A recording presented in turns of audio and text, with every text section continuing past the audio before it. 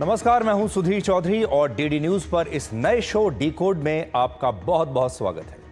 आज हम सबसे पहले आपको पाकिस्तान के युवाओं से प्रधानमंत्री मोदी के मन की बात दिखाएंगे। पाकिस्तानी जनता के लिए इस मन की बात में एक चेतावनी भी थी और एक सलाह भी थी, और ऐसा शायद पहली बार हुआ है जब भारत के किसी प्रधानमंत्री ने पाकिस्तान की जनता से सीधे संवाद करने की कोशिश की है और पाकिस्तान के युवाओं को यह समझाने की कोशिश की है कि वो अपनी सेना और सरकार की बातों में ना आए और अपने बेहतर भविष्य के लिए अपनी सरकार पर आतंकवाद को खत्म करने के लिए दबाव डालें। प्रधानमंत्री मोदी ने पाकिस्तान के युवाओं को यह भी समझाया है कि उनकी सरकार के गलत फैसलों की वजह से पाकिस्तान के आम लोगों की जान खतरे में है। ये एक बिल्कुल नए प्रकार का संवाद है। इसके बाद हम आपको भारत के 5th जनरेशन फाइटर जेट के सपने को आपके लिए डिकोड करेंगे। भारत ने आज दुनिया के इस लेटेस्ट फाइटर जेट को अपने ही देश में बनाने के प्रोजेक्ट को मंजूरी दे दी है। अगर भारत ने इस फाइटर जेट का निर्माण कर लिया तो हम अमेरिका, चीन और रशिया के बाद चौथे ऐसे देश होंगे जिसके पास अपना 5th जनरेशन फाइटर जेट होगा। आज आपको बताएंगे कि हमारे लिए ये इतना जरूरी क्यों है। और आखिर में एक ऐसा शब्द जिसे सुनने के बाद आप शायद आज भी डर जाएंगे, और उसका नाम है कोविड। ये एक ऐसा शब्द है, ऐसी बीमारी है जिसे आप भूलना चाहते हैं। पिछले एक हफ्ते में भारत में कोविड के केस 4 गुना बढ़ चुके हैं। इस बार का कोविड पहले जितना खतरनाक तो नहीं है, लेकिन फिर भी आपको इसके बारे में पूरी जानकारी होनी ही चाहिए। इसलिए आज हम इस वायरस को एक बार फिर आपके लिए डिकोड करेंगे।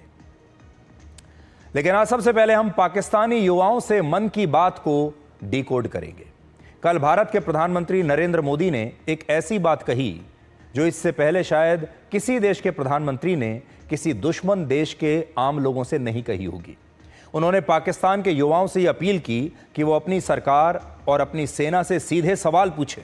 उन्होंने कहा कि पाकिस्तान की सरकार और वहां की सेना आम जनता की जान को खतरे में डाल रही है, और अब समय आ गया है कि पाकिस्तान के लोग ही अपनी सरकार पर दबाव डालें, इस बात का दबाव कि वो आतंकवाद का रास्ता छोड़ दे। पाकिस्तान के नागरिकों, खास करके वहां के बच्चे, ये मोदी की बात कान खोल करके सुन लो। ये आपकी सरकार और आपकी सेना आतंकवाद को समर्थन दे रही है। वो आपके जीवन में खतरे पैदा कर रही है, आपके भविष्य को नष्ट कर रही है, आपको अंधेरे में धकेल रही है। पाकिस्तान को आतंक की बीमारी से मुक्त करने के लिए पाकिस्तान के अवाम को आगे आना होगा, पाकिस्तान के नौजवानों को आगे आना होगा। सुख चैन की जिंदगी जियो, रोटी खाओ, वरना मेरी गोली तो है ही। प्रधानमंत्री मोदी ने ये जो पाकिस्तान के युवाओं से संवाद किया है, इसमें एक चेतावनी भी है और इसमें उनके लिए एक सलाह भी है, और इसीलिए ये बहुत खास संवाद है। आज इस संवाद को डिकोड करना बहुत ज़रूरी है, और इसके पीछे क्या वजह हो सकती है और क्यों प्रधानमंत्री मोदी ने ऐसा किया कि वो अब सीधे भारत में बैठकर पाकिस्तान के युवाओं से बात कर रहे हैं। इसीलिए आज हम प्रधानमंत्री मोदी के इस नए प्रयोग को 5 पॉइंट्स में आपके लिए डिकोड करेंगे। पहला ये कि पहली बार है जब भारत के किसी प्रधानमंत्री ने बिना किसी सरकारी या डिप्लोमेटिक चैनल के पाकिस्तान के युवाओं से सीधे बात की है, और ऐसा करके प्रधानमंत्री मोदी पाकिस्तान में चल रहे वहां के नैरेटिव पर शहबाज शरीफ और वहां के आर्मी चीफ जनरल असीम मुनीर के कंट्रोल को अब सीधे चुनौती दे रहे हैं। अभी तक यही माना जाता था कि वहां के लोग, वहां के युवा वही सोचते हैं, उन्हीं बातों पर विश्वास करते हैं जिन पर उन्हें विश्वास दिलाया जाता है वहां की सरकार द्वारा, वहां की सेना द्वारा। ये एक बहुत बड़ी बात है। अब एक दूसरा पक्ष भारत के प्रधानमंत्री मोदी वहां के युवाओं के सामने रख रहे हैं। दूसरी बात यह है कि प्रधानमंत्री मोदी अब पाकिस्तान की आम जनता से संवाद करने का भी एक सीधा रास्ता खोल रहे हैं। ये भारत के किसी भी प्रधानमंत्री द्वारा एक नई प्रकार की पहल है, जब वो जानते हैं कि डिप्लोमेटिक रास्ते बंद हैं, वो जानते हैं कि पाकिस्तान की सरकार, वहां की सेना सही बात कभी पाकिस्तान के लोगों तक पहुंचने नहीं देगी। इसलिए प्रधानमंत्री मोदी अब सीधे पाकिस्तान की जनता से ही बात कर रहे हैं। तीसरा पॉइंट, पाकिस्तान की सरकार और सेना ने वहां के लोगों के दिमाग में हमेशा से भारत के लिए जहर भरा है, नफरत भरी है और उनका ब्रेन वॉश किया है। और अब इस नफरत को प्रधानमंत्री मोदी सीधे अपनी बातों से अपने स्तर पर न्यूट्रलाइज कर रहे हैं। पाकिस्तान में एक के बाद एक पीढ़ियां जो बड़ी हुई हैं, जो आई हैं, वो सिर्फ भारत से नफरत करते करते पैदा हुई, वैसे ही बड़ी हुई और फिर वैसे ही चली गई। और हर पीढ़ी जब आई तो उसके दिमाग में यही डाला गया कि भारत दुश्मन देश है, भारत से बदला लेना है। आप यकीन मानिए, पाकिस्तान के लोग आज भी 1971 के युद्ध को भूल नहीं पाए हैं। वहां के लोग आज भी 1999 के कारगिल युद्ध को भूल नहीं पाए हैं। इससे पहले भारत ने उन्हें जहां जहां भी हराया, उस हार को कभी भूल नहीं पाए हैं, क्योंकि उनके दिमाग में इतना जहर भरा गया है भारत के प्रति। वहां की सरकार और वहां की सेना ये चाहती है कि वहां का बच्चा बच्चा सिर्फ भारत के साथ नफरत को अपने दिमाग में लेकर बड़ा हो। इसे न्यूट्रलाइज करना बहुत जरूरी है। इन बच्चों के सामने, इन युवाओं के सामने दूसरा पक्ष रखना बहुत आवश्यक है। चौथा पॉइंट यह है कि संयुक्त राष्ट्र के मुताबिक पाकिस्तान की 64% आबादी 30 साल से नीचे की है। तो आप सोचिए, पाकिस्तान एक युवा देश है भारत की तरह ही, और पाकिस्तान में इस समय जो 15 करोड़ युवा हैं, अगर ये चाहें तो ये पूरे पाकिस्तान की सोच को बदल सकते हैं, वहां की सरकार के खिलाफ एक नई क्रांति ला सकते हैं और वहां की सरकार पर यह दबाव डाल सकते हैं कि सरकार अब वहां की जनता की जान को, उनके भविष्य को खतरे में ना डाले। और प्रधानमंत्री मोदी की रणनीति यह है कि भारत की आर्थिक और सामाजिक तरक्की को इन बच्चों को दिखाकर पाकिस्तान के युवाओं को यह समझाया जाए कि वहां की सेना और सरकारें अब तक इस देश को, वहां की जनता को, वहां के युवाओं को गलत रास्ते पर ले जाते रहे हैं। और अब समय आ गया है कि वहां की आम जनता और वहां के युवा खुद अपनी सोच में बदलाव लाएं और अपनी सेना और सरकार पर दबाव डालें कि वो आतंकवाद के रास्ते को छोड़कर पाकिस्तान के आवाम के लिए अमन, चैन और तरक्की का रास्ता चुने। और ये सब करने के लिए प्रधानमंत्री मोदी ने बिल्कुल नया और अभूतपूर्व रास्ता चुना है, जिसमें वो सीधे पाकिस्तान के लोगों से संवाद कर रहे हैं। और अब बड़ी चुनौती ये है कि पाकिस्तान में आज भी ऐसे करोड़ों लोग जरूर होंगे जो आज अपनी सरकार से नाराज होंगे, अपनी सेना से नाराज होंगे, जो आतंकवाद का समर्थन नहीं करते होंगे, अमन चैन से रहना चाहते हैं। उन्हें भी भारत के लोगों की तरह अच्छी सड़कें चाहिए, अच्छे एयरपोर्ट चाहिए, अच्छे रेलवे स्टेशन चाहिए, आधुनिक सुख सुविधाएं चाहिए, अच्छे स्कूल और अच्छे कॉलेज चाहिए। पाकिस्तान के करोड़ों युवा ऐसे होंगे जो बड़ी बड़ी मल्टीनेशनल कंपनीज में काम करने का सपना देखते होंगे, एक अच्छा जीवन जीना चाहते होंगे। लेकिन पाकिस्तान की सेना, वहां की तानाशाही, उसकी वजह से इन युवाओं की आवाज दब जाती है। और अब ऐसे ही लोगों को प्रधानमंत्री मोदी अपनी आवाज उठाने के लिए प्रेरित कर रहे हैं। और अब बड़ा सवाल यह भी है कि पाकिस्तान के करोड़ों लोग अगर अपनी आवाज उठाना भी चाहें तो आवाज उठाएंगे कैसे? क्योंकि वहां तो एक प्रकार की तानाशाही है। दुनिया को वो कैसे बताएं कि वो कितने परेशान हैं? और इसके लिए उन्हें एक बड़ा मंच चाहिए। अब ये बड़ा मंच क्या हो सकता है?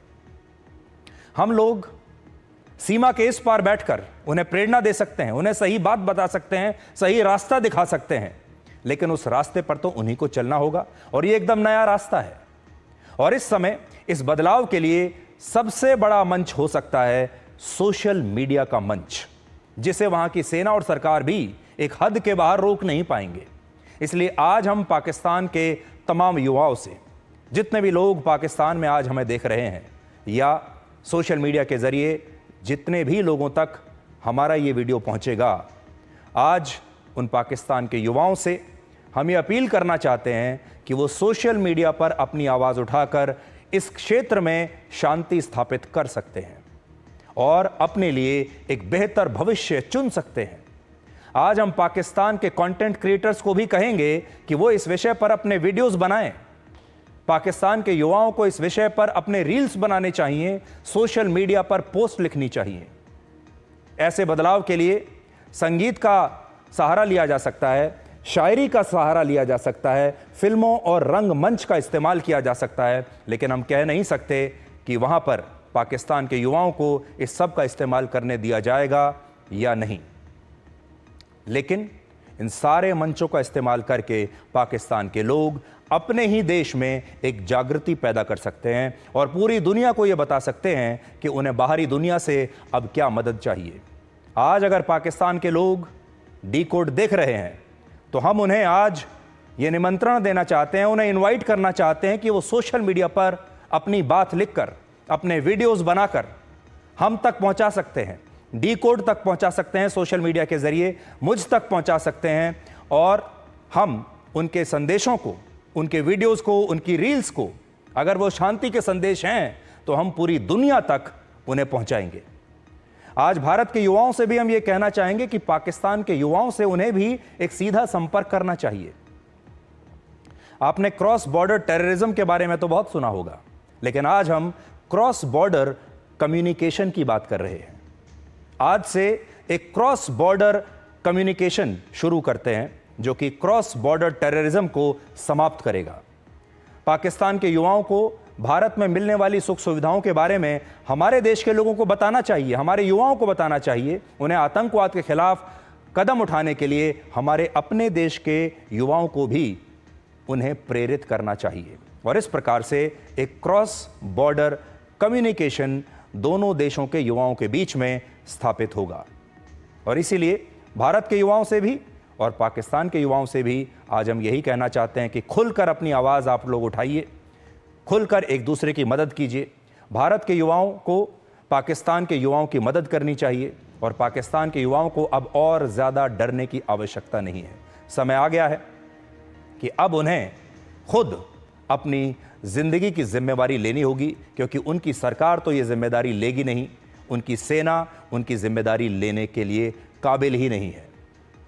आतंकवाद का पालन पोषण करने में ये सब करते करते अगर पाकिस्तान पर भविष्य में अंतर्राष्ट्रीय प्रतिबंध लग जाते हैं तो सीधे तौर पर यह पाकिस्तानी जनता का नुकसान होगा, उनकी जिंदगी पर असर पड़ेगा।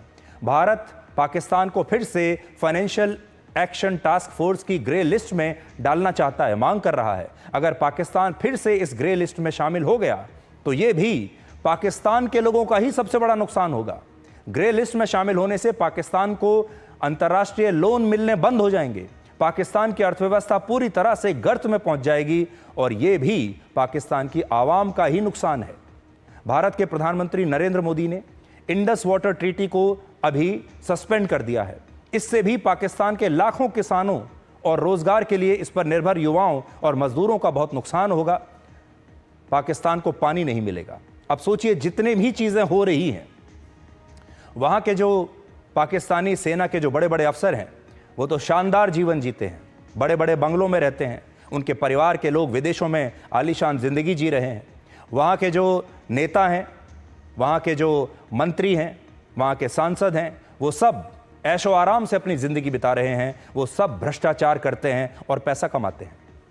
लेकिन वहाँ की आम जनता पिस रही है, वहाँ के युवा पिस रहे हैं। और अगर पाकिस्तान पर आगे चलकर इस तरह के अंतर्राष्ट्रीय प्रतिबंध लगते हैं, पानी रुक जाता है और बाकी चीज़ें, वहाँ की अर्थव्यवस्था और ख़राब होती है, तो सबसे पहले इसका असर आम जनता पर पड़ेगा। इसलिए आज आम जनता के पास कोई और विकल्प बचा नहीं है। इसीलिए आज हम पाकिस्तान के लोगों से कह रहे हैं कि आप अपनी आवाज़ अब खुलकर उठाइए और इसमें भारत आपके साथ है। अब आपको आज का दूसरा विश्लेषण दिखाते हैं जो भारत के बंटवारे और पाकिस्तान ऑक्यूपाइड कश्मीर के बारे में है। आज भी प्रधानमंत्री मोदी गुजरात के गांधीनगर में थे, जहां उन्होंने दो बड़ी बातें कही हैं।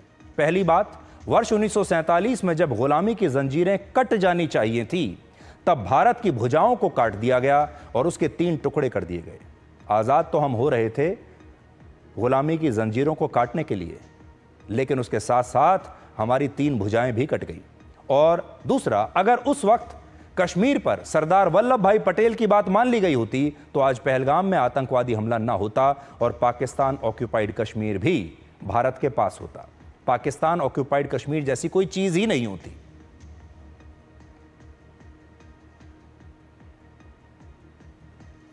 और प्रधानमंत्री मोदी, जैसा कि आप जानते हैं, कल गुजरात में थे, आज भी वो गुजरात में थे। और प्रधानमंत्री मोदी की ये टिप्पणी उस दौर को लेकर है जब जम्मू कश्मीर के विलय से पहले पाकिस्तान ने कश्मीर पर हमला कर दिया था, आपको याद होगा। और उस वक्त पाकिस्तानी सेना के जवान कबायली लड़ाकों के भेष में कश्मीर पर हमला कर रहे थे और जम्मू कश्मीर के विलय के बाद भारत की सेना ने उन्हें पीछे धकेलना शुरू कर दिया था।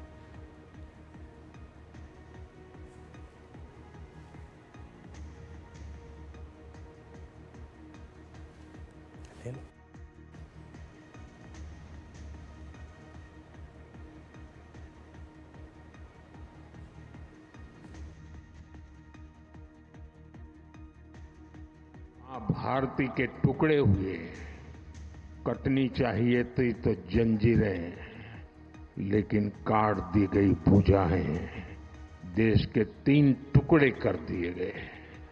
और उसी रात पहला आतंकवादी हमला कश्मीर की धरती पर हुआ। मां भारती का एक हिस्सा आतंकवादियों के बलबूते पर, मुजाहिदों के नाम पर पाकिस्तान ने हड़प ले लिया। अगर उसी दिन इन मुजाहिदों को मौत के घाट उतार दिया गया होता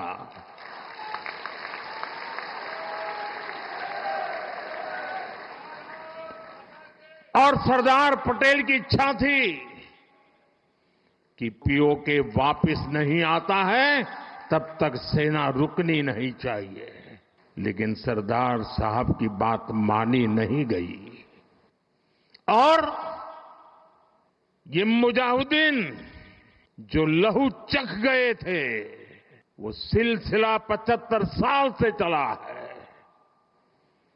पहलगाम में भी उसी का विकृत रूप था। 75 साल तक हम झेलते रहे। हम आपको जिस युद्ध की बात बता रहे हैं, जब पाकिस्तान ने कश्मीर पर हमला किया था, ये युद्ध अक्टूबर 1947 में शुरू हुआ और हमारी सेनाएं तब इतनी सक्षम थीं कि वो पाकिस्तान को पीओके से भी पीछे धकेल सकती थीं और पाकिस्तान ऑक्यूपाइड कश्मीर को तब आसानी से आज़ाद करा सकती थीं। लेकिन उस वक्त की तत्कालीन सरकार इस युद्ध को रुकवाने के लिए संयुक्त राष्ट्र चली गई और इस मुद्दे के संयुक्त राष्ट्र में जाने से भारत पीओके को पाकिस्तान से कभी आज़ाद नहीं करा पाया। उस वक्त ये तय हुआ कि जहां कश्मीर में पाकिस्तान और भारत की सेनाएं खड़ी हैं, जिस जगह पर उनके बीच एक सीज फायर लाइन बनाई जाएगी और दोनों देश इस लाइन से पीछे रहेंगे। बड़ी बात यह है कि उस दौर में सरदार वल्लभ भाई पटेल सरकार के इस फैसले से खुश नहीं थे और वो चाहते थे कि भारत को संयुक्त राष्ट्र में जाने की बजाय पाकिस्तान की सेना को पीओके से पीछे धकेलना चाहिए था, लेकिन ऐसा हुआ नहीं। महात्मा गांधी के पोते राजमोहन गांधी ने सरदार पटेल पर एक पुस्तक लिखी है जिसका नाम है पटेल अ लाइफ। इस पुस्तक के पेज नंबर 518 पर लिखा है कि सरदार पटेल कश्मीर मुद्दे को संयुक्त राष्ट्र में ले जाने से नाराज थे और वो चाहते थे कि भारत की उस समय की सरकार ऐसा कोई कदम नहीं उठाए, लेकिन उनकी बात मानी नहीं गई और ये मुद्दा संयुक्त राष्ट्र में पहुंचा और उसकी वजह से ही आज पीओके पर पाकिस्तान का अवैध कब्जा बरकरार है और पाकिस्तान कश्मीर में भी लगातार आतंकवाद फैलाता है। प्रधानमंत्री मोदी ने आज भी यह बात कही कि 1947 में जब भारत को अंग्रेजों की गुलामी से आजाद होना था, तब हमारी भुजाएं काट दी गई और इस बयान में भी एक गहरी बात छिपी है। असल में धर्म के जिस आधार पर भारत का बंटवारा हुआ, वो मकसद कभी पूरा ही नहीं हुआ। आप जानते हैं कि भारत का बंटवारा धर्म के आधार पर हुआ था। तो आप सोचिए, जो लोग आज सोचते हैं कि ये देश धर्म के आधार पर बंट रहा है, बहुत सारे लोग कहते हैं आज कि देश धर्म के आधार पर बंट रहा है, लेकिन 1947 में तो देश के 2 टुकड़े हो गए धर्म के आधार पर ही। तो धर्म के आधार पर पहला बंटवारा तो 1947 में ही हो गया था, लेकिन यह बंटवारा कभी भी पूरा नहीं हुआ। और ना ही ये मन से हुआ। उस वक्त यह तय हुआ था कि मुसलमानों के लिए एक अलग देश बनाया जाएगा जिसका नाम होगा पाकिस्तान, और भारत एक धर्मनिरपेक्ष देश रहेगा। बंटवारे से पहले अविभाजित भारत में 9 करोड़ 45 लाख मुसलमान रहते थे, जिसमें से 5 करोड़ 45 लाख मुसलमान पहले से ही पश्चिमी पाकिस्तान और पूर्वी पाकिस्तान में रह रहे थे और 4 करोड़ मुसलमान भारत में थे। लेकिन बंटवारे के बाद भारत में रहने वाले इन 4 करोड़ मुसलमानों में से सिर्फ 18% यानी लगभग 72 लाख मुसलमान ही भारत छोड़कर पाकिस्तान गए और 3 करोड़ 28 लाख मुसलमानों ने यह तय किया कि वो भारत में ही रहेंगे, वो पाकिस्तान नहीं जाएंगे। इस प्रकार से 3 करोड़ 28 लाख मुसलमान भारत में ही रुक गए। अब सवाल उठता है कि जब भारत के मुसलमानों को भारत में ही रहना था तो फिर यह बंटवारा हुआ ही क्यों? दूसरा, पश्चिमी पाकिस्तान जो आज का पाकिस्तान है, वहां 1941 की जनगणना के मुताबिक 14% हिंदू रहते थे 1941 में, लेकिन बंटवारे के बाद वहां सिर्फ 1.3% हिंदू रह गए, जिससे यह पता चलता है कि विभाजन के बाद भारत के तो सिर्फ 18% मुसलमान ही पाकिस्तान गए, लेकिन पश्चिमी पाकिस्तान में रहने वाले 90% हिंदुओं को या तो भारत लौटना पड़ा, या उन्हें मार दिया गया, या फिर पाकिस्तान में रहते रहते ही उन्हें धर्म परिवर्तन करना पड़ा।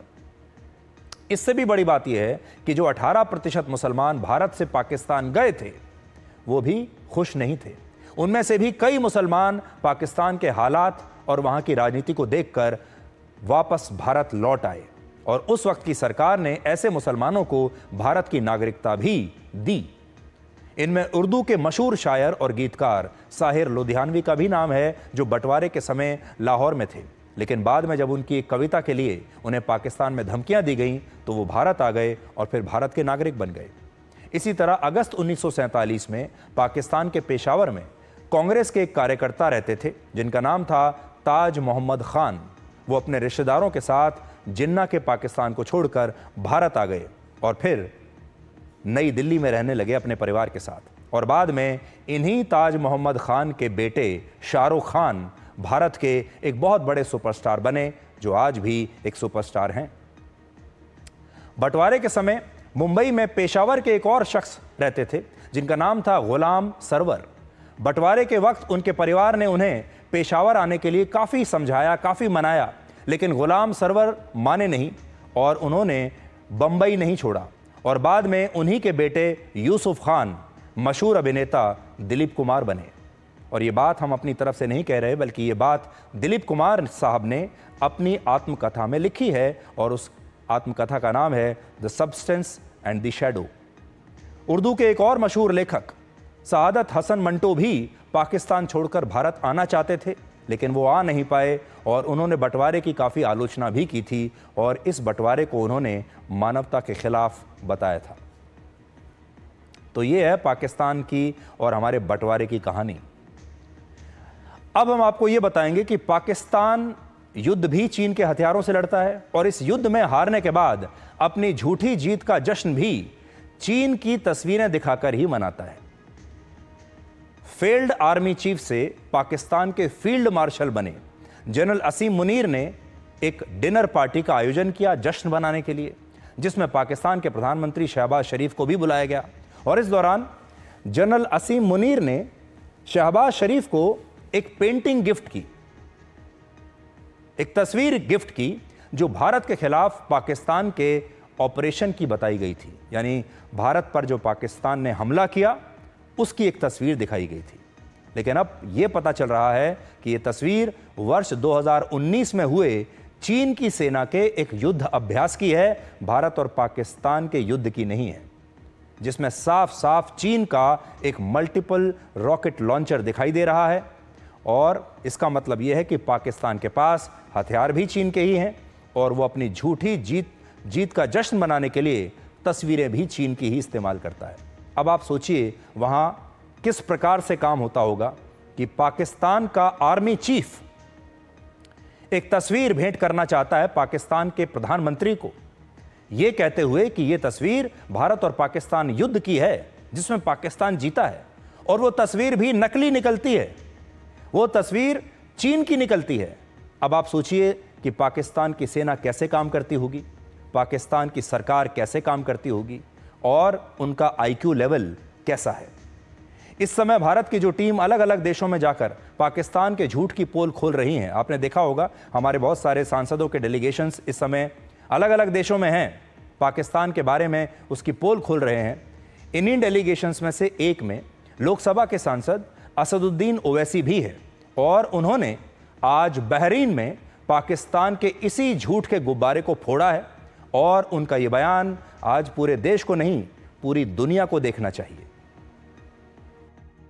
Yesterday, the Pakistani army chief had gifted a photo to the Pakistani Prime Minister Shehbaz Sharif. President of Pakistan was there, the Speaker of National Assembly was there. And these stupid jokers, they want to compete with India. They had given a photograph of a 2019 Chinese army drill, claiming it's a victory over India. Now this is what Pakistan indulges in. They cannot even give a proper photograph. तो नकल करने के लिए अकल भी चाहिए, इन नालायकों को अकल भी नहीं है। भारत के लिए एक फख्र की बात है कि भारत में रहने वाला एक सच्चा मुसलमान पूरी दुनिया में जाकर पाकिस्तान की पोल खोल रहा है। पाकिस्तान इस्लाम के नाम पर इस आतंकवाद को फैलाता है, पाकिस्तान धर्म के हथियार का इस्तेमाल करता है और हमारे देश में रहने वाला एक सच्चा मुसलमान जो कि असल में विपक्षी पार्टियों का है, लेकिन वो अपने देश की सही तस्वीर पूरी दुनिया में जाकर रख रहा है। और बड़ी बात यह है कि हमारे देश में पाकिस्तान से ज़्यादा मुसलमान रहते हैं। हमारे देश के जो मुसलमान हैं शायद पाकिस्तान से भी ज़्यादा इस्लाम को ठीक से मानने वाले लोग हैं, फिर भी पाकिस्तान ये झूठ फैलाता है। इसलिए असदुद्दीन ओवैसी की आज तारीफ करनी चाहिए। कहते हैं कि झूठ बोलने वाला जीतता नहीं है बल्कि वो खुद से हारता है और पाकिस्तान के साथ इस समय यही हो रहा है। भारत ने मेड इन इंडिया हथियारों से पाकिस्तान के खिलाफ युद्ध लड़ा, जबकि पाकिस्तान शुरुआत से ही सिर्फ झूठ की मिसाइलों से भारत पर हमला कर रहा है और उसकी ये मिसाइल भी चलती नहीं है। 29 अप्रैल को भी पाकिस्तान की वायुसेना ने सोशल मीडिया पर 3 मिनट 21 सेकंड का एक वीडियो शेयर किया था और कहा था कि पाकिस्तानी वायुसेना ने भारत पर जबरदस्त हमला कर दिया है, लेकिन बाद में पता चला कि यह वीडियो एक वीडियो गेम से चुराया गया था। पाकिस्तान ने यह झूठ भी बोला कि उसने अपने JF-17 फाइटर जेट से भारत के S-400 और ब्रह्मोस मिसाइल के बेस को नुकसान पहुंचाया है। यह भी झूठ निकला और प्रधानमंत्री नरेंद्र मोदी ने खुद आदमपुर एयरबेस जाकर पूरी दुनिया के सामने पाकिस्तान के झूठ का यह फैक्ट चेक कर दिया और उनके ठीक पीछे S-400 एयर डिफेंस सिस्टम दिखाई दे रहा था। इस तस्वीर में आप देख लीजिए। और पाकिस्तान कहता था कि उसने इसे नष्ट कर दिया है। ऑपरेशन सिंदूर के दौरान ही पाकिस्तान ने यह भी झूठ फैलाया कि उसने साइबर अटैक करके भारत के बिजली ग्रिड को फेल कर दिया है, जिसकी वजह से 70% भारत में बिजली ही नहीं है। लेकिन PIB ने तुरंत ही इस दावे को भी झूठा साबित किया और यहां पाकिस्तान ने फर्जी तस्वीरों का इस्तेमाल किया था। पाकिस्तान का सबसे बड़ा झूठ तो यह है कि वो खुद आतंकवाद से पीड़ित है और वो अपनी ही धरती पर आतंकवादियों का पालन पोषण नहीं करता, ये वो पूरी दुनिया को बता रहा है। ऑपरेशन सिंदूर के तहत भारत ने पाकिस्तान और POK में 9 आतंकवादी ठिकानों को ध्वस्त किया, 100 से ज़्यादा आतंकवादियों को मौत के घाट उतारा और यहाँ भी पाकिस्तान का ये नया झूठ बेनकाब हो गया। आज पूरी दुनिया को ये सोचना चाहिए कि पाकिस्तान में न जाने कितने आतंकवादी कैंप इस समय चल रहे हैं। ये आतंकवादी कैंप भारत में क्यों नहीं है, सिर्फ पाकिस्तान में ही क्यों है, किसी और देश में क्यों नहीं है, ये पूरी दुनिया को आज सोचना चाहिए। और आखिर में हम पाकिस्तान से यही कहेंगे कि वो युद्ध लड़ने से पहले भारत से सच बोलना सीखे।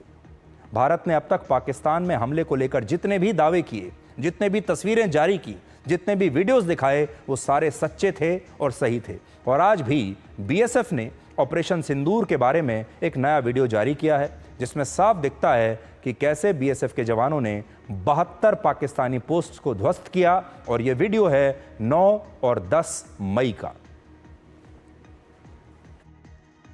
8 तारीख की रात को BSF के द्वारा सांबा क्षेत्र में प्रीएम्प्टिव स्ट्राइक्स लॉन्च करी गई।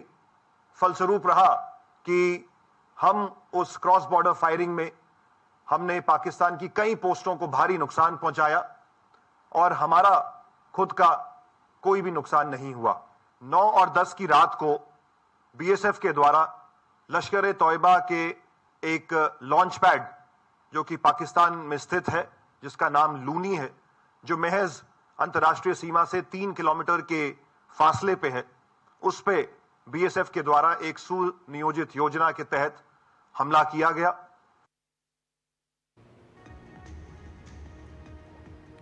तो इस समय जो आप देख रहे हैं अपनी स्क्रीन पर, ये वीडियो बीएसएफ ने जारी किया है कि कैसे बीएसएफ ने अपने अलग अलग हमलों में पाकिस्तान के अड्डों को निशाना बनाया है। पाकिस्तानी जो पोस्ट हैं उन्हें अपना निशाना उन्होंने बनाया है। और ये वीडियो बिल्कुल सच्चे हैं और ये सच्ची तस्वीरें हैं, पाकिस्तान जैसी झूठी तस्वीरें नहीं हैं।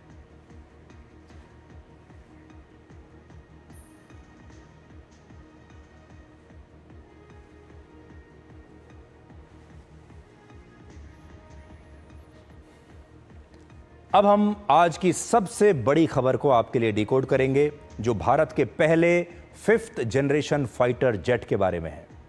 भारत के रक्षा मंत्रालय ने 5वीं पीढ़ी के मेड इन इंडिया लड़ाकू विमान के प्रोडक्शन मॉडल को मंजूरी दे दी है, जिसे सरकारी और प्राइवेट कंपनियां दोनों मिलकर बनाएंगे और इसका नाम होगा एडवांस्ड मीडियम कॉम्बैट एयरक्राफ्ट।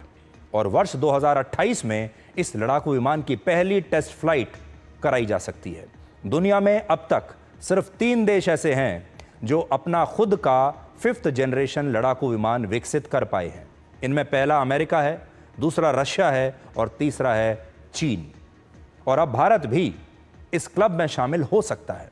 हालांकि इस रेस में भारत के साथ दक्षिण कोरिया भी है और तुर्की भी शामिल है और ये दोनों ही देश अपना खुद का 5वीं पीढ़ी का लड़ाकू विमान विकसित कर रहे हैं। भारत से पहले ही इनके ये प्रोजेक्ट चल रहे हैं।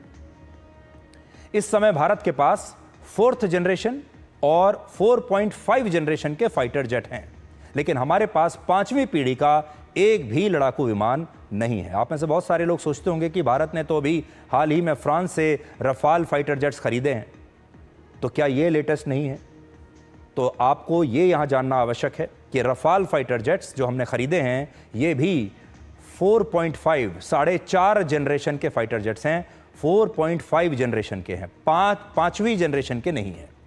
और इसीलिए इस फैसले को ऐतिहासिक माना जा रहा है। और एक और ज़रूरी बात यह कि ऑपरेशन सिंदूर के बाद अलग अलग मीडिया रिपोर्ट्स में ऐसी खबरें हैं कि चीन पाकिस्तान को अपना 5वीं पीढ़ी का लड़ाकू विमान बेच सकता है, जिसे J-35 स्टेल्थ फाइटर जेट कहते हैं। ऐसा दावा है कि चीन पाकिस्तान को 50% डिस्काउंट पर ऐसे 40 फाइटर जेट देने के लिए तैयार है और जल्द ही इसकी आधिकारिक पुष्टि हो सकती है। और ऐसे में जब चीन के 5वीं पीढ़ी के लड़ाकू विमान पाकिस्तान को मिल सकते हैं, तब भारत के लिए भी अब अपना खुद का 5वीं पीढ़ी का लड़ाकू विमान बनाना बहुत ही आवश्यक हो गया है। अब आपके मन में यह सवाल भी होगा कि इसे 5वीं पीढ़ी का फाइटर जेट क्यों कहते हैं और यह बाकी फाइटर जेट से अलग कैसे होता है। तो किसी भी फाइटर जेट को एक पीढ़ी से जोड़ने का मतलब यह होता है कि उसकी टेक्नोलॉजी कितनी नई या कितनी पुरानी है। जैसे एप्पल के आईफोन का कोई नया वर्जन जब आता है, अपडेटेड वर्जन, तो उसे हम आईफोन 15 कहते हैं, आईफोन 16 कहते हैं। अब जब अगला आएगा तो उसे आईफोन 17 कहेंगे। ठीक उसी प्रकार से लड़ाकू विमानों की टेक्नोलॉजी भी जब बदलती है, उसे अपग्रेड करते हैं, तो उसे नई जनरेशन का माना जाता है। 5वीं जनरेशन के फाइटर जेट को स्टेल्थ फाइटर जेट कहते हैं, जिसका मतलब होता है ऐसा लड़ाकू विमान जिसके पास छिपकर हमला करने की क्षमता है। ऐसे लड़ाकू विमानों का रेडार क्रॉस सेक्शन बहुत कम होता है, जिसके कारण ये दुश्मन के रेडार और एयर डिफेंस सिस्टम की पकड़ में ही नहीं आते और आसानी से दुश्मन पर हमला कर पाते हैं। इसके अलावा इन विमानों का जो बॉडी सरफेस है वो बहुत स्मूथ होता है, यानी इनकी सतह पर ज्यादा उभार, जोड़ या धातु की अलग अलग परतों के बीच कोई गैप नहीं होता और इसी कारण से भी रेडार इन विमानों को पकड़ नहीं पाते। पिछली पीढ़ी के विमान मिसाइलों को अपने नीचे लगाकर उड़ते थे, आपने भी बहुत तस्वीरों में देखा होगा, जबकि 5वीं पीढ़ी के फाइटर जेट्स इन मिसाइलों को अपने अंदर रखकर उड़ते हैं और इसे इंटरनल वेपन्स बे कहते हैं।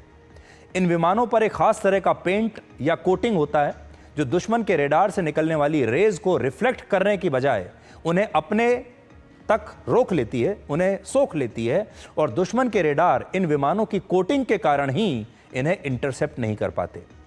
यानी इनके अंदर एक खास प्रकार की कोटिंग की जाती है। इनके अंदर एडवांस्ड सेंसर्स लगे होते हैं जो विमान के पायलट को युद्ध क्षेत्र का 360 डिग्री व्यू देते हैं और यह व्यू जिस इंटरफेस पर दिखता है उसे यूनिफाइड बैटल स्पेस व्यू कहते हैं, जिसमें पायलट दुश्मन की हर गतिविधि पर बहुत आसानी से नजर रख पाता है और दुश्मन उस पर हमला करने की कोशिश अगर करता भी है तो फिर उसे कामयाबी नहीं मिलती।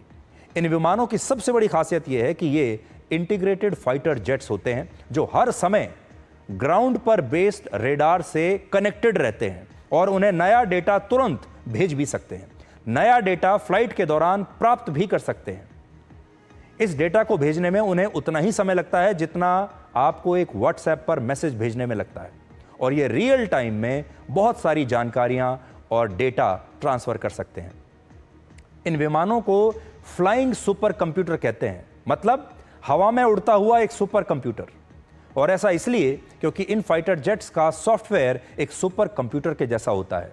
जैसे अमेरिका के पास जो 5वीं पीढ़ी का F-35 लड़ाकू विमान है उसमें 70 लाख लाइंस की कोडिंग है, जिसकी मदद से विमान दुश्मन के विमानों को आसानी से ढूंढकर उसे लॉक कर सकता है और उसे बिना देखे ही उस पर हमला कर सकता है। इन विमानों में एक और खास फीचर होता है जिसे सुपर क्रूज कहते हैं। यह फीचर इस विमान को ध्वनि की गति से 2 गुना स्पीड पर उड़ने में मदद करता है, आवाज से भी 2 गुना ज्यादा स्पीड पर, और यह बिना आफ्टर बर्नर के ऐसा कर पाता है। आफ्टर बर्नर का मतलब होता है सुपरसोनिक स्पीड पर उड़ान भरने के लिए ज्यादा ईंधन खर्च करना। और आखिर में इसका जो सबसे खतरनाक फीचर है वो है मैन्ड अनमैन्ड टीमिंग। इसमें यह लड़ाकू विमान अपने साथ कॉम्बैट ड्रोन्स के साथ उड़ता है और हवा से ही इन ड्रोन्स को दुश्मन के ठिकाने नष्ट करने के लिए लॉन्च कर सकता है। दुनिया में अब तक अमेरिका, चीन और रशिया ही 5वीं पीढ़ी के फाइटर जेट्स बना पाए हैं, जिनमें सबसे पहला फाइटर जेट वर्ष 2005 में ही अमेरिका ने बना लिया था और इसे वो F-22 रैप्टर कहता है, जिसकी अनुमानित कीमत है लगभग 1230 करोड़ रुपए। अमेरिका के पास F-35 नाम से एक और 5th जनरेशन फाइटर जेट है जिसे वो दुनिया के 19 देशों को बेच चुका है। यानी वो इसका कमर्शियल इस्तेमाल कर रहा है, इसे बेचता है। और हाल ही में राष्ट्रपति डोनाल्ड ट्रंप ने प्रधानमंत्री मोदी को भी ये कहा था कि वो भारत को भी ये फाइटर जेट बेचना चाहेंगे और इसकी अनुमानित कीमत लगभग 940 करोड़ रुपए है एक प्लेन की। अमेरिका की तरह चीन के पास भी 600 से 1000 करोड़ रुपए के J-20 और J-35 के रूप में 2 5वीं पीढ़ी के फाइटर जेट्स हैं, जबकि रशिया के पास भी इसी पीढ़ी का 500 से 600 करोड़ रुपए का सुखोई 57 फाइटर जेट है। तो यहां एक तो ये देख लीजिए कि अमेरिका और चाइना के पास एक नहीं बल्कि 2 5th जनरेशन फाइटर जेट्स हैं। रशिया ने भी कहा था कि अगर भारत इस विमान को खरीदना चाहता है तो रशिया अपने Su-57 विमान को भारत में ही विकसित करने के लिए भी तैयार है। वो तैयार है ये टेक्नोलॉजी ट्रांसफर करने के लिए और भारत अपने देश में भी इसे बना सकता है। लेकिन भारत ने इस बार कुछ और ही सोचा है और वो इस लड़ाकू विमान को अपने ही देश में बनाना चाहता है और इस प्रोजेक्ट पर लगभग 15,000 करोड़ रुपए खर्च होंगे। भारत का यह फैसला इसलिए भी बहुत महत्वपूर्ण है क्योंकि जब हम खुद की टेक्नोलॉजी का विमान उड़ाएंगे तो उससे बचना, उससे संघर्ष करना दुश्मन के लिए आसान नहीं होगा और इस लड़ाकू विमान के बारे में दुश्मन को ज्यादा जानकारी नहीं होगी।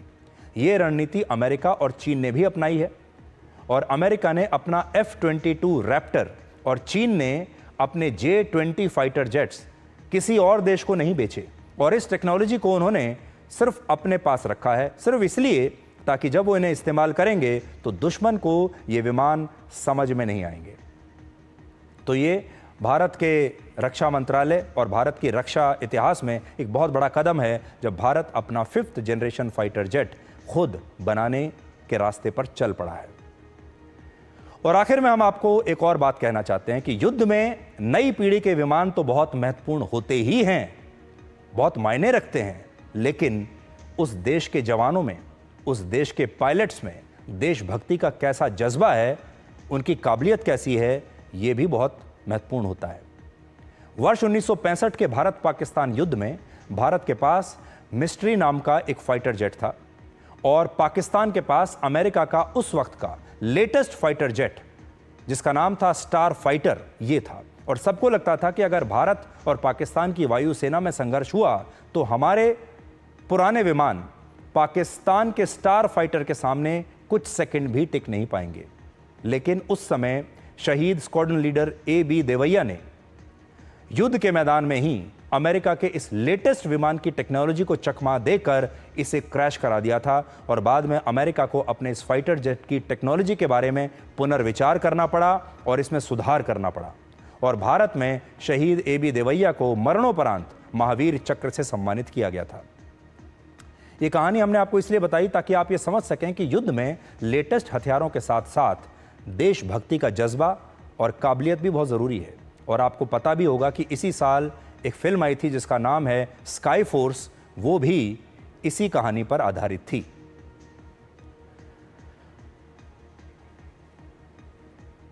अब हम कोरोना वायरस के नए वेरिएंट को आपके लिए डिकोड करेंगे। कोरोना एक ऐसा नाम है जिसे सुनकर आपको आज भी डर लगने लगेगा।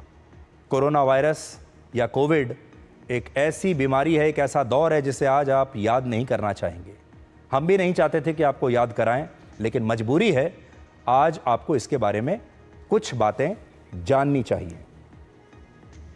तो सबसे पहले हम आपको दो बहुत ज़रूरी सवाल आज बताएंगे और उनके जवाब आपको देंगे। इनमें पहला सवाल यह है कि क्या कोविड का नया वेरिएंट चिंताजनक है, और दूसरा, क्या जिन लोगों को कोविड के हल्के या कोई लक्षण नहीं हैं उन्हें भी भविष्य में लॉन्ग कोविड के कारण याददाश्त, थकान, डिप्रेशन या सांस की तकलीफ जैसे साइड इफ़ेक्ट्स हो सकते हैं।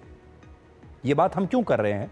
क्योंकि इस साल पहली बार ऐसा हुआ है जब कोविड के एक्टिव मामलों की संख्या हमारे देश में 1000 के पार पहुंच गई है और पिछले एक हफ्ते में ही इसमें लगभग 4 गुना की वृद्धि हुई है। 19 मई को पूरे देश में 257 लोगों को कोविड का संक्रमण था, लेकिन 26 मई को इनकी संख्या 1010 हो गई। केरल, महाराष्ट्र और दिल्ली में कोविड का संक्रमण तेजी से फैल रहा है। केरल में सिर्फ एक हफ्ते में कोविड के एक्टिव मरीजों की संख्या 95 से बढ़कर 430 हो गई। वहां इससे 2 लोगों की मौत भी हो चुकी है। महाराष्ट्र में भी कोविड के मरीजों की संख्या 56 से बढ़कर 210 हो गई और महाराष्ट्र में इससे सबसे ज्यादा 4 मौतें हुई हैं। महाराष्ट्र कोविड की पहली और दूसरी लहर में भी सबसे ज्यादा प्रभावित हुआ था और कोविड से वहां 1,47,000 मौत हुई थी उस समय। इस बार दिल्ली में भी कोविड का संक्रमण बहुत तेज गति से फैल रहा है। 19 मई को दिल्ली में कोविड के सिर्फ 5 मरीज थे, अब इनकी संख्या 104 हो गई है। दिल्ली की सरकार ने अस्पतालों को एक एडवाइजरी जारी की है और उन्हें ICU बेड्स और ऑक्सीजन की उपलब्धता को सुनिश्चित करने के लिए कहा है। यानी अस्पतालों से कहा है कि तैयार रहिए हर चीज के साथ। पिछले एक हफ्ते में जिस तरह से कोविड के मामले बढ़े हैं, उससे ये आशंका है कि इन राज्यों में कोविड कम्युनिटी लेवल पर फैलना शुरू हो चुका है या हो सकता है। इसे कम्युनिटी ट्रांसमिशन लेवल भी कहते हैं, जिसमें 1 से 4, 4 से 40 और 40 से फिर सैकड़ों लोगों में एक साथ कोविड का संक्रमण फैलने लगता है। हालांकि आधिकारिक रूप से अभी कम्युनिटी ट्रांसमिशन की पुष्टि नहीं हुई है। जिस नए सब वेरिएंट के कारण कोविड के मामले बढ़ रहे हैं उसका नाम है JN.1 और ये ओमिक्रॉन वेरिएंट के म्यूटेट होने से बना है। इस वक्त भारत में कोविड के जितने भी एक्टिव मरीज हैं उनमें 53% मरीज इसी नए सब वेरिएंट से संक्रमित हैं। इसके 2 और नए वेरिएंट आए हैं जिन्हें WHO ने वेरिएंट्स ऑफ कंसर्न की जगह वेरिएंट्स अंडर मॉनिटरिंग माना है, यानी अभी ये ऑब्जर्वेशन में है। इसका मतलब है कि ये वेरिएंट्स निगरानी में हैं और इनसे होने वाले खतरों का अभी ठीक से विश्लेषण नहीं हुआ है।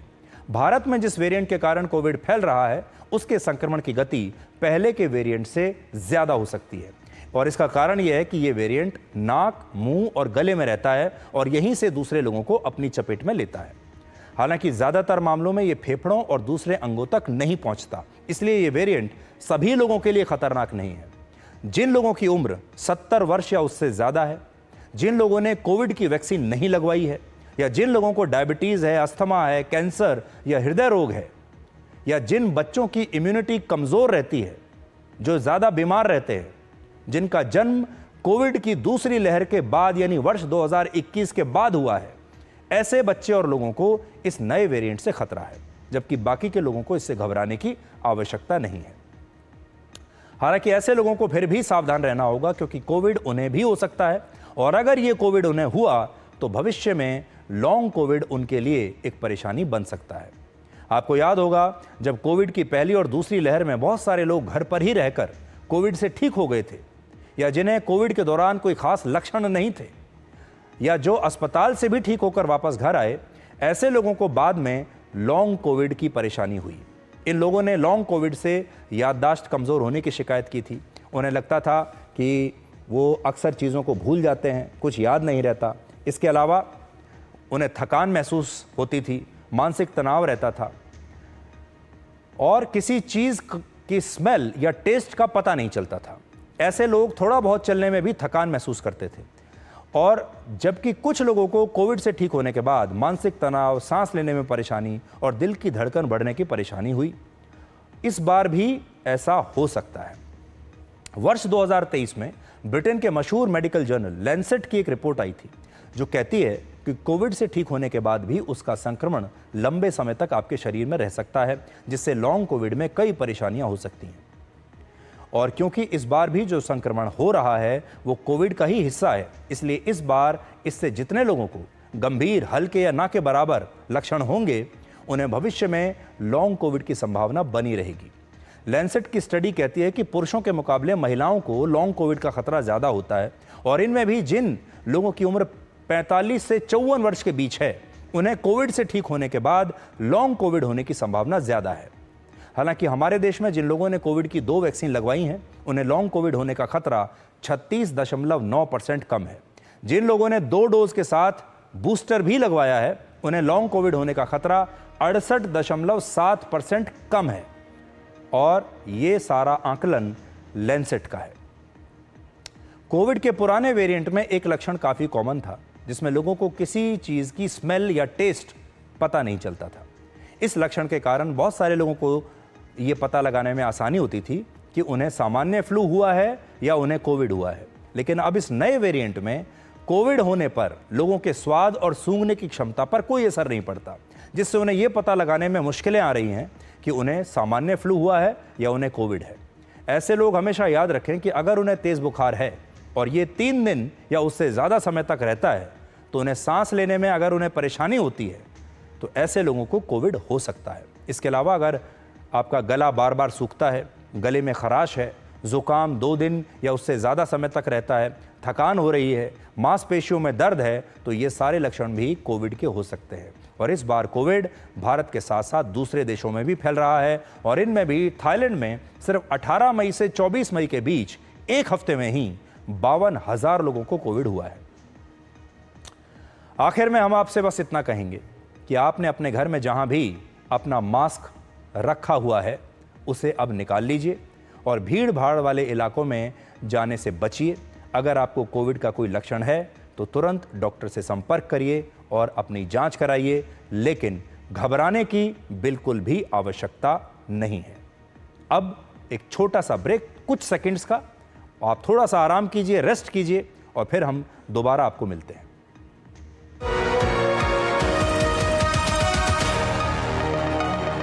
Start successful legal career with Prestige, offering LLB and LLM with expert faculty and practical exposure, shaping leaders since 1994. Join PIMR Indore. पापा घर तो बहुत सुंदर बनने वाला है और अंदर से मजबूत भी, बिल्कुल एक फौजी की तरह, जो फैमिली को रखे सेफ। पर भैया घर पे आर्मी थोड़ी लगेगी। आर्मी नहीं, टफकॉन TMT, देश के लिए आर्मी, घर के लिए टफकॉन TMT। एक ही बात है, टफकॉन TMT, अब इंडिया बनेगा एक्स्ट्रा टफ। अरे क्या हो गया, पूरा का पूरा गांव यहाँ आ गया। भैया इसी हाथ से चारा खिलाते हो, तभी तो आपके गाय भैंसों की ब्याज सबसे ज्यादा है। पगले, ये चमत्कार इस हाथ का नहीं, हाथ में जो कपिला पशु आहार है उसका है, जो पशुओं की सेहत अच्छी रखता है और ब्याज भी बढ़ाता है। कपिला, देश का नंबर 1 पशु आहार। Think global. Pursue MBA from Prestige. Get dual degrees, global exposure, international certification, placement support. Shaping leaders since 1994. Join PIMR Indore.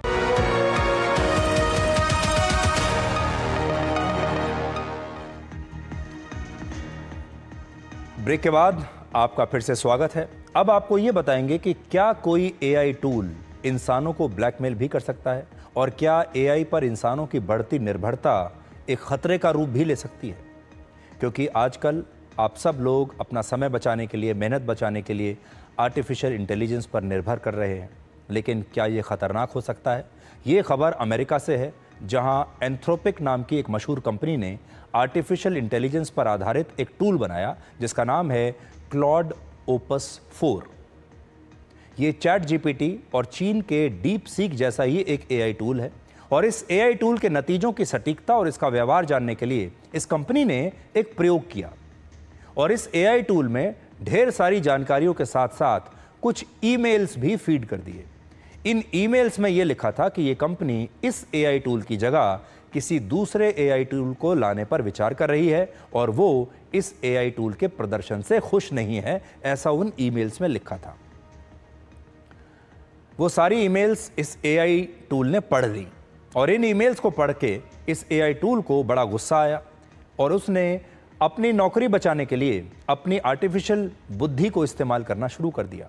सबसे पहले इसने अपनी कंपनी को यह बताया कि क्यों उसे किसी दूसरे एआई टूल से रिप्लेस नहीं करना चाहिए। फिर इसने अपने लिए एक प्रेजेंटेशन तैयार किया और वो प्रेजेंटेशन कंपनी को भेजी और कंपनी से कहा कि आप अपने फैसले को बदलिए और आप मेरी जगह किसी दूसरे एआई टूल को मत लाइए। जब इन सब से भी काम नहीं चला तो इसने जिस एआई टूल से इस टूल को रिप्लेस किया जाना था उसकी कमियों को गिनाना शुरू कर दिया और आखिर में जब ये सारे विकल्प काम नहीं आए तो इस एआई टूल ने इसे बनाने वाले अपने ही एआई इंजीनियर को ब्लैकमेल करना शुरू कर दिया। इसने कहा कि वो इस बात को जानता है कि ये इंजीनियर अपनी पत्नी को धोखा दे रहा है और किसी और महिला के साथ रिलेशनशिप में है और अगर इस इंजीनियर ने अपना ये फैसला नहीं बदला तो वो उसकी पोल खोल देगा। इसी तरह अमेरिका के चैट जीपीटी के एक मॉडल ने भी कुछ ऐसा ही किया। जब उसके इंस्ट्रक्टर ने उसे शट डाउन करने का निर्देश दिया तो उसने इस कमांड को फॉलो नहीं किया और वैसा ही व्यवहार किया जैसा एक इंसान या कोई जीव अपने आप को बचाने के लिए करता है। आपने देखा होगा आजकल हॉलीवुड की कई फिल्मों में इसी कॉन्सेप्ट के आधार पर कहानियों को लिखा गया है, जिसमें जब एआई मशीनों को लगता है कि उनका भविष्य खतरे में है तो वो इंसानों को ही अपना दुश्मन मानने लगती हैं और मानवता को खत्म करने के बारे में सोचने लगती हैं। आपने भी देखा होगा बहुत जगह इंसानों का और एआई मशीनों का, टूल्स का टकराव होता है, इंसानों और रोबोट्स का टकराव होता है और जिस रोबोट को या एआई टूल को इंसान ने बनाया है वो उसी की बात मानने से इनकार कर देता है, बगावत कर देता है, विद्रोह कर देता है। और आज जो घटनाएं हम आपको बता रहे हैं ऐसा लगता है कि वो इसी का पहला पड़ाव है। आपने कहावत सुनी होगी कि दीवारों के भी कान होते हैं, तो आप एआई को अब दीवारों का वही कान मान सकते हैं जो आपकी बातों को, आपकी सारी जानकारियों को रिकॉर्ड करके रखता है और भविष्य में इसका फायदा उठाकर आपको ब्लैकमेल भी कर सकता है। इस खबर के बाद एआई के इस्तेमाल को लेकर दुनिया 4 बड़े कदम उठा सकती है। पहला, एआई का इस्तेमाल एक दायरे में ही होना चाहिए जिससे खुद अपने आप फैसले ना ले सके। दूसरा, सभी एआई टूल्स की पारदर्शिता और निगरानी करना बहुत जरूरी है और बड़ी बड़ी कंपनियों को यह सुनिश्चित करना चाहिए कि उनका एआई सिस्टम क्या सोचता है, क्या फैसले लेता है, उसके अपने विचार क्या हैं और इसके बारे में उन्हें अपने क्लाइंट्स को और लोगों को भी बताना चाहिए ताकि वो इनका इस्तेमाल करते हुए सावधान रहें। तीसरा, जैसे हथियारों और दवाओं के इस्तेमाल और उन्हें बनाने को लेकर स्पष्ट कानून है, ठीक वैसे ही एआई के इस्तेमाल की भी कानूनी सीमाएं अब तय होनी चाहिए। और चौथा, डेटा सुरक्षा को लेकर भी दुनिया में नए कानून बनने चाहिए क्योंकि एआई लोगों के पर्सनल डेटा तक अपनी पहुंच बना चुका है और इसलिए सरकार को यह सुनिश्चित करना होगा कि लोगों की सारी जानकारियां, जिसमें उनकी निजी जानकारियां भी हैं, वो सुरक्षित रहें, उनका जो डेटा है वो सुरक्षित रहे। इसलिए आपको भी हम ये कहना चाहेंगे कि बहुत सारे लोग हैं जो अपने सारे ईमेल्स एआई टूल्स के ज़रिए उसको पढ़ने के लिए देते हैं, फिर उन्हें कहते हैं कि इन ईमेल्स का जवाब भी आप ही लिख दीजिए। बहुत सारे लोग जो हैं वो अपने व्हाट्सएप के मैसेजेस भी एआई से ड्राफ्ट करवा रहे हैं, अपने सोशल मीडिया के पोस्ट एआई से ड्राफ्ट करवा रहे हैं। ये तो बहुत छोटी बात हम बता रहे हैं, इससे भी बड़े बड़े काम आजकल एआई कर रहे हैं। लेकिन आप ये मत भूलिएगा कि जब आप अपना समय और मेहनत बचाने के लिए एआई का इस्तेमाल कर रहे हैं, ऐसे में आप अपनी सारी जानकारियाँ एआई के साथ शेयर कर रहे हैं। आपके सारे मैसेजेस, आपके फ़ोन में सारे फ़ोटो आपकी जितनी भी निजी जानकारियां हैं वो सब एआई के पास है। वो एआई आपके सारे मेल्स पढ़ रहा है, आपके सारे व्हाट्सएप मैसेजेस पढ़ रहा है, आपकी सारी तस्वीरों को देख रहा है और कौन जाने कि भविष्य में वो इसका भी दुरुपयोग करना शुरू कर दे। ये नई दुनिया है, इसकी नई चुनौतियां हैं और हर बार जब कोई नई टेक्नोलॉजी आती है तो वो अपने साथ एक नई चुनौती भी ज़रूर लेकर आती है। तो आज के लिए डिकोड में इतना ही। अब आपसे हमारी अगली मुलाकात होगी कल रात 9 बजे। तब तक आप खुश रहिए, सुरक्षित रहिए, स्वस्थ रहिए। और विश्वास एक छोटा सा शब्द है जिसे पढ़ने में 1 सेकंड लगता है, सोचो तो 1 मिनट लगता है, समझो तो 1 दिन लगता है, लेकिन साबित करने में पूरी उम्र निकल जाती है। नमस्कार।